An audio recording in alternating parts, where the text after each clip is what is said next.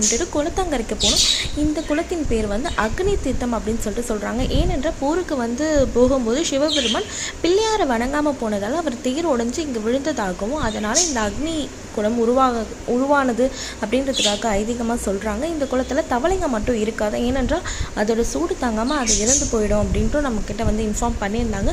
நாங்கள் என்ட்ரன்ஸில் கோவிலை பார்த்துட்டு சுற்றிட்டே நாங்கள் வந்து போயிருந்தோம். சில இடத்துல கேமராஸ் மட்டும் அலோடு இல்லைன்னு நான் கேமராவை கட் பண்ணிட்டேன். நான் உள்ளே இருக்க சில சாமிங்களை மட்டும்தான் நான் வந்து சுற்றி வந்து எடுத்திருந்தேன். உள்ளே வந்து எல்லா சாமியுமே இருந்துச்சு. சிவன், முருகன், பிள்ளையார் எல்லாருமே இருந்தாங்க. பிள்ளையாரை வணங்கிட்டு தான் போகணுன்றதுக்காகவே அவர் வந்து அந்த போரை வந்து அந்த எடுத்துகிட்டு போன வாகனத்தை உடைச்சதாகவும் வந்து நமக்கு சொல்லியிருந்தாங்க இந்த ஊர் மக்கள்.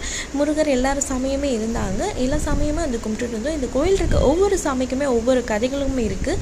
இங்கே வந்து ரொம்ப பவரான சிவன் சிலைன்றது மெயினாக இருக்குது. அந்த சிவன் சிலை மட்டும்தான். இது வரைக்குமே அவருக்கு பூஜைக்கு உடுத்தின உடைகள் எல்லாமே வந்து பார்த்திங்கன்னா இடுக்கியை வச்சு தான் உடுத்தி நமக்கு